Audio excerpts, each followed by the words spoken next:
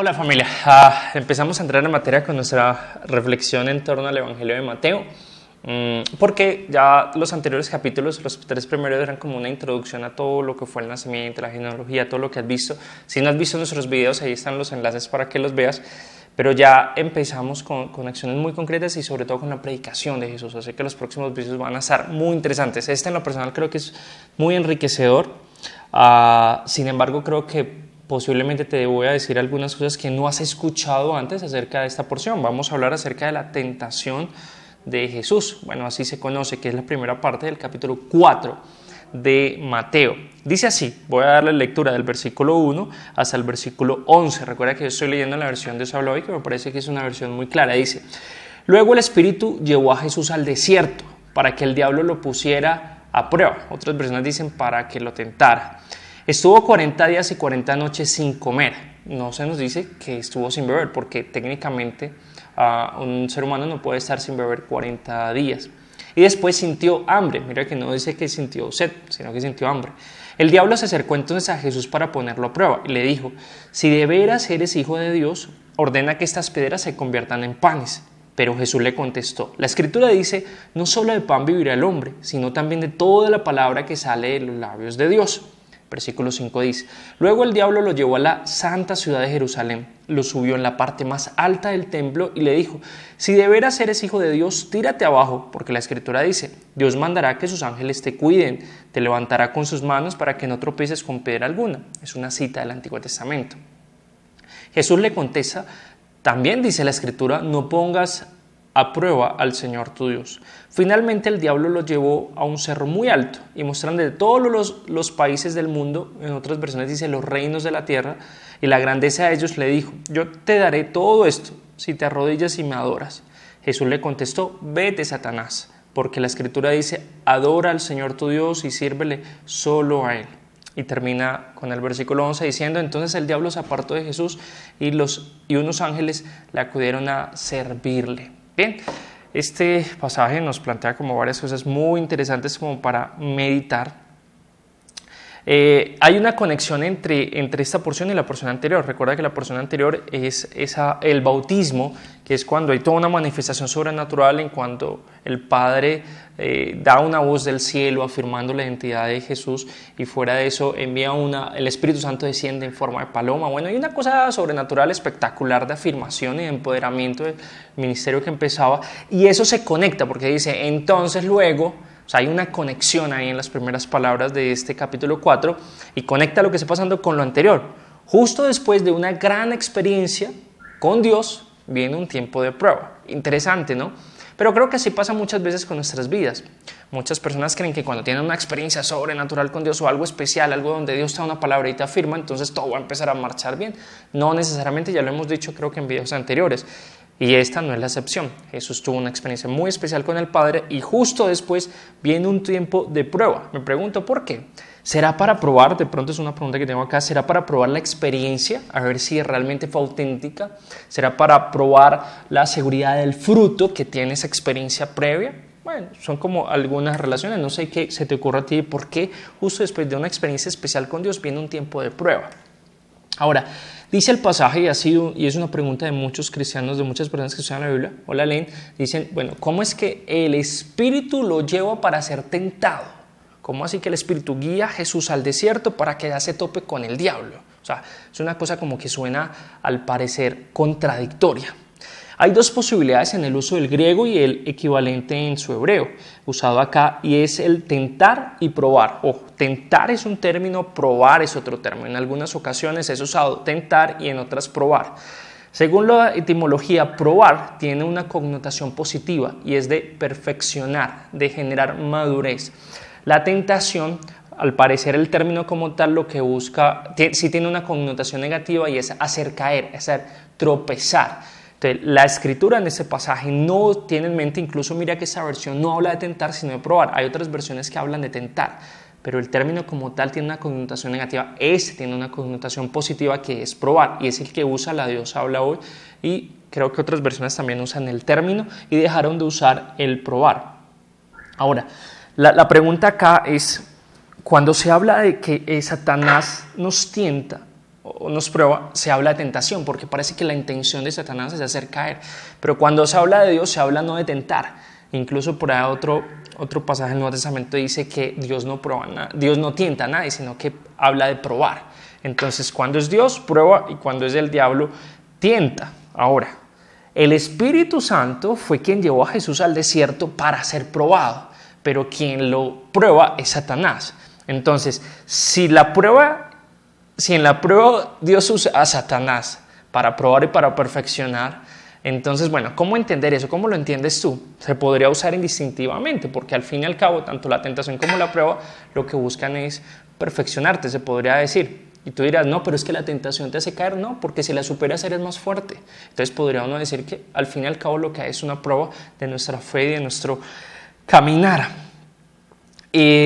Ahora, lo otro que también me llama la atención acá es el hecho de que Satanás es mencionado, el diablo es mencionado en un contexto que está bajo el direccionamiento del Padre y del Espíritu. El Espíritu llevó a Jesús para ser probado al desierto, y ahí aparece el personaje de la personificación del mal, que es Satanás, que se nos habla en varias ocasiones en la Escritura. Sin embargo, de lo cual creo que se cree de forma errada muchas cosas en torno a Satanás. Es más, aquí te voy a hacer ver algunas cosas muy interesantes. Lo que quiero que tengas presente de primerazo, antes de decirte lo que te voy a decir, es que si el diablo se presenta acá como una figura, es una figura que cumple funciones de Dios, y suena como raro, pero Dios tenía algo en mente con eso de llevar a Jesús al desierto, y usa a Satanás. Y así en las otras pocas porciones que se habla de la Biblia está bajo la autoridad de Dios, o sea que al parecer Satanás no puede hacer nada si no está bajo el propósito, el direccionamiento de Dios, para que lo tengas ahí presente. Dice que el diablo se acercó. La pregunta acá es ¿qué tipo de experiencia fue? Y aquí es donde empezamos como a entrar en materia, y donde te voy a decir cosas que de pronto no has escuchado y que quiero que me compartas, porque no hay una sola forma de entender ese pasaje, hay varias. Yo te voy a compartir una que es como yo creo entenderla, y como algunos teólogos y estudiosos de la Escritura lo entienden, y es muy diferente a como la mayoría de los cristianos lo entienden hoy en día. La mayoría de las personas lo leen y dicen, sí, se imaginan entonces al diablo, un personaje que viene y empieza a tener una conversación con Jesús y lo lleva a estos lugares donde dice. Sin embargo, hay algunas preguntas. ¿Existe algún monte donde pueda ser alguien llevado y ver todos los países de la tierra? No, no existe. Si Jesús fue llevado por Satanás al pináculo del templo, el templo era el lugar más público de Jerusalén, así que si fue llevado y Jesús está en carne, todo el mundo lo hubiera podido ver, todos los que estaban ahí lo hubieran podido ver, y se hubiera hecho toda una conmoción social y todo un impacto social que no narra el resto de la Escritura, ¿sí? No existe un monte donde pueda hacer todo. Entonces uno dice, ¿fue real? Ahora, en cuanto al desplazamiento, ¿cómo Satanás llevó? Porque dice que se acercó y luego lo llevó a esos lugares. ¿Cómo lo llevó? ¿De una forma que caminando? ¿Cómo lo llevó al pináculo? ¿Cómo lo llevó a un monte donde se podía ver todos los reinos de la tierra? Posiblemente, si empiezas a analizar todo esto con detenimiento, te das cuenta que hay otra forma, o que esto nos llevaría más bien a pensar que no fue una experiencia real, física. ¿Cómo así que entonces no fue cierta la tentación? No, yo no estoy diciendo eso. Lo que estoy diciendo es que posiblemente todo lo que eso sucede, todo lo que nos narra acá, es una forma simbólica de narrar lo que tal vez estaba sucediendo al interior de Jesús. Ojo con esto. Yo sé que eso no lo has escuchado antes seguramente, puede que sí, pero sé que la mayoría no, yo no lo he escuchado casi en otros lugares, es de mi estudio personal, y luego corroborado, sí, después de eso con estudios que tuve que buscar a ver si alguien lo veía diferente, y confirmé que sí. Y es que posiblemente la forma de entender esto es que fue una lucha interior que tiene Jesús. Tú dirás, ¿cómo así? Pero si Jesús fue perfecto. Exacto, fue perfecto, pero fue 100% humano. Al ser 100% humano, tenía la misma posibilidad tuya y la mía de pecar, y tenía las mismas opciones de considerar tomar una decisión u otra decisión, solo que él se mantuvo siempre fiel al Padre, pero tuvo la posibilidad de considerar alternativas diferentes. Por ejemplo, en el huerto del Getsemaní ora al Padre, le dice, pásame esa copa. Él estaba considerando no hacer eso, no tomar la cruz, sino hacer otra cosa. Entonces, posiblemente aquí refleja una lucha interna, una lucha contra su propio ego, Tú dirás, no, pero es que ahí dice que Satanás, bien, pero posiblemente Satanás no sea una figura como siempre lo hemos imaginado, como se nos ha enseñado en la Escritura. Y eso nos daría para otra cantidad de cosas y seguramente van a surgirte preguntas que las puedes hacer, pero que vamos a ir tratando poco a poco. Como ser humano que era Jesús, tuvo una lucha consigo mismo, con su ego. Y su ego sencillamente busca suplir sus necesidades y tomar control de las situaciones. Algunos incluso, luego que busqué si otras personas opinaban así, encontré que eran personas que incluso se atreven a decir que aunque se nos habla como una experiencia de 40 días en el desierto, dicen que es sencillamente una expresión de todo lo que vivió Jesús a lo largo de sus 3 años de ministerio, lo que venía. Y esa lucha interna entre tomar el control y usar la fuerza para controlar y para dominar y estar por encima del Padre y no sujeto al Padre. Entonces, bueno, como te digo, es otra forma de entender la experiencia. Tú puedes seguir entendiendo que fue una figura, que fue el diablo. No sé si te lo imaginas con cachos y con cola, como mucha gente se lo imagina, que vino y que empezó a tener un diálogo con Jesús. Pero entonces tendrías que dar respuesta a esas incongruencias que plantea el pasaje, porque no tendría sentido. Entonces tú dirás, pero es que si se entiende como un diálogo interno, entonces habrían otras incongruencias, sí, pero entonces tienes que poner las dos teorías en una balanza y considerar cuál tiene más. En lo personal, yo me inclino por eso. Tú puedes tener otra teoría, tú puedes seguir creyendo lo que has creído hasta ahora, pero bueno, te ofrezco otra alternativa para que tú lo mastiques y creemos una conversación en torno a este tema que yo sé que puede ser un poco tenso. Aquí se nos muestra entonces esa completa libertad de Jesús, de poder pecar como tú y como yo. Sin embargo, Él estuvo fiel al Señor siempre y venció esa tentación, esa lucha interna que sea en todos, porque en todos, cuando se habla de tentación, la tentación brota realmente del corazón. Muchos hablan de que la tentación brota de afuera, pero realmente la tentación, y Santiago lo dice, es un asunto que brota de nuestro propio corazón, de nuestro propio ser interno. El hecho de que fuera 40 días, ya cambiando un poco de tema, responde a una relación con el tema de los 40 años de Israel en el desierto. También es una conexión con los ayunos de Moisés y Elías. Siempre manifestaron transiciones entre la esclavitud de Israel y la libertad. Hubo un periodo en el desierto de 40 años. Pero lo de Elías y lo de Moisés también fueron desiertos que expresaron y comunicaron transiciones en las etapas, en las eras. Y creo que esto está manifestando en la vida de Jesús un cambio. Era sus 30 años como ministerio sin su ministerio público, sino como bajo perfil, o miembro de una familia, hijo de un carpintero. Y ahora empezar una vida pública. Y se tiene como esos 40 días, como un simbolismo de ello, una conexión con esas cosas del Antiguo Testamento. La tentación para hacer caer a Jesús tuvo que ser de las más fuertes. No iban a tentar a cualquiera, estaban tentando al Hijo de Dios. Y brotan de los mismos textos sagrados, pero haciéndolos comunicar lo que no querían. Escucha esto. El pasaje nos habla de que el diablo usó, ¿sí? El diablo, o tú dirás, bueno, entonces es el ego. Sí, posiblemente esa lucha interna de tomar ciertos pasajes y acomodarlos donde no corresponde y tratar de que comuniquen algo que no corresponden.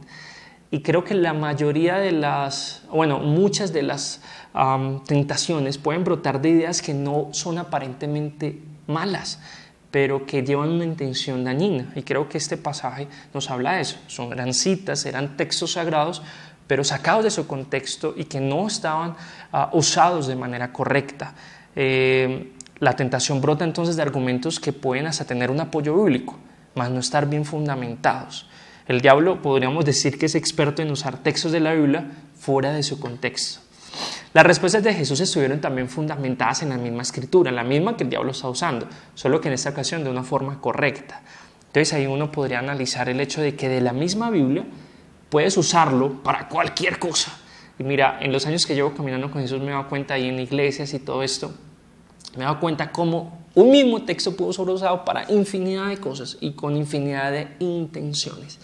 Así que yo la verdad ya no, incluso, no sé si sigues a las publicaciones que hago diarias de las frasecitas y todo eso, la mayoría tienen un fundamento bíblico, pero yo no les estoy poniendo cita bíblica porque muchos creen que con poner una cita bíblica ya lo hacen como, esto es bíblico, esto está alineado con Dios. No necesariamente, aquí se nos muestra eso. Algo puede tener una cita bíblica y no estar tratando de comunicar lo que está en el corazón del Padre. Entonces, hay una línea, podríamos decir que hay una línea muy finita entre decir una verdad y una mentira basados en el mismo texto sagrado, en la misma Biblia. Cuán importante entonces a partir de eso se hace el estudiar de manera seria y profunda la Escritura. Yo lo estoy diciendo una y otra vez a donde Dios me permite ir y donde puedo enseñar la palabra. Y le digo a la gente, hey, no lean la Biblia, porque la Biblia no es para leerla, es para estudiarla. Yo aquí te comparto entre 10 a 20 minutos, 15 minutos una porción, a veces un versículo, 2 versículos, pero yo puedo pasar 1 hora con mi esposo incluso estudiándolo 1, 2 horas en ese pasaje, profundizando en ellos. Ahora no estoy diciendo que porque hago eso tienes que creer lo que yo diga, no, lo que te invito es a que tú hagas eso, a que estudies, porque si no fácilmente puedes leer un pasaje y terminar haciendo lo que hizo Satanás, y es usándolo con una intención errada y usándolo en el lugar que no corresponde. Ahora quiero que meditemos por un instante en algo muy bonito que encontré y es el tema de las tentaciones como tal. La primera tentación tiene que ver con suplir una necesidad física, real, biológica, fisiológica, podríamos decir que era el tema del hambre. La segunda con suplir una necesidad de identidad, de afirmación, de sentido, de emoción, algo muy sentimental. Era el amor del Padre, el que Dios va a estar contigo y te va a cuidar y te va a proteger. La tercera, con un deseo natural de poder, que todo ser humano tiene y que está arraigada en su ego y se opone a lo espiritual. ¿Sí? Era con esa de los reinos de la tierra y todo, y tiene que ver con poseer, que es, no sé, una de las mayores tentaciones que hoy tiene este mundo. La primera, la que tiene que ver con la necesidad fisiológica, la primera respuesta de Jesús está en la confianza en Dios como proveedor. O sea, la primera tentación Jesús la vence teniendo presente su confianza en Dios como proveedor. Él dice, no solo de pan vivirá el hombre, sino de toda palabra que sale de la boca de Dios. Lo que está diciendo, Dios es mi proveedor, yo no necesito usar otro medio que no sea el que Él ha provisto para ello. Así que hay confianza. Tus tentaciones entonces fisiológicas, físicas, de necesidades, se pueden suplir confiando en la provisión de Dios. Lo segundo, la segunda respuesta de Jesús refleja seguridad en el Padre. Él dice, cuando Satanás le cita ese pasaje de que Dios mandará, entonces él dice que no tentarás, o sea, que él confía en el Padre y que no se usará el nombre de Dios en vano y que no puede hacer ese tipo de cosas. O sea, Jesús sabía que su confianza estaba en el Padre y que su seguridad estaba en Él. Es más, venía de haber sido firmado por el Padre. Entonces Satanás le dice, mira, Dios, ¿por qué no pruebas a Dios? ¿Por qué no vamos a ver si realmente Dios te ama? Y Jesús le dijo, no tengo necesidad de eso. Estoy seguro en Dios. Entonces, seguridad en el amor de Dios. Primero, confianza en la provisión de Dios. Segundo, seguridad en el amor de Dios. Y lo tercero, una aceptación del señorío de Dios. La tercera respuesta refleja eso, un reconocimiento del Padre, del señorío, una dependencia. Dependencia en el señorío, autoridad y sabiduría de Dios, al punto que no necesito más o tener más de lo que soy. O sea, no necesito poseer, no necesito tener, no necesito controlar, porque yo estoy bajo alguien que es mi autoridad y Él es sabio y Él sabe por qué las cosas funcionan de determinada manera, así que confío en esa autoridad. Entonces, la primera tentación se vence, o las tentaciones, podríamos decir en general, en nuestras vidas las podemos vencer con confianza en la provisión de Dios, con seguridad en el amor del Padre y con una dependencia en el señorío de Dios. Podríamos sacar muchas más cosas de este pasaje y posiblemente tú al escuchar lo que yo ya puse como en la mesa te surjan más preguntas o te lleve a pensar en otras. Pero bueno, yo sintetizaría algunas de las lecciones que nos deja ese pasaje así. Generalmente después de un tiempo especial con Dios viene la prueba. Dios nos prueba para ser perfeccionados. Satanás es solo un instrumento de Dios para perfeccionarnos. Usar un texto bíblico fuera de su contexto puede ser un arte diabólica. Usar la palabra de Dios sin un estudio serio puede provocar oponernos al mismo propósito de Dios. Toda tentación propone suplir mis necesidades o deseos, pero no a la manera de Dios. Tener conocimiento claro de la voluntad de Dios me facilita vencer la tentación. Para vencer toda tentación necesito confianza en el proveedor, seguridad en el amor del Padre y dependencia en el señorío de Dios. Mi oración sería, Señor, enséñame a estudiar tu palabra de manera seria y fiel a ti. También ayúdame a tener mayor confianza en tu provisión, mayor seguridad en tu amor y mayor dependencia en tu señorío. ¿Cuál sería tu oración? ¿Cuál sería tu pregunta? ¿Cuál sería tu síntesis de toda esta porción? Como ves, bueno, hoy ha estado un poco más largo que los anteriores, pero bueno, había mucho que sacarle y lo que se viene va a ser mucho, mucho mejor. Así que si no te has unido a nuestro grupo en Facebook, no dudes en unirte. Si no te has registrado en nuestro canal de YouTube, hazlo. Y bueno, nos vemos por acá la próxima semana. Si también piensas que hay algún familiar, algún amigo que le interesa este ejercicio, pues únelo también, háblale de esto y que cada día seamos más los que estemos meditando en la palabra de Dios de una forma seria, de una forma abierta y bien interesante. Chao, nos vemos la próxima semana. Cuídate.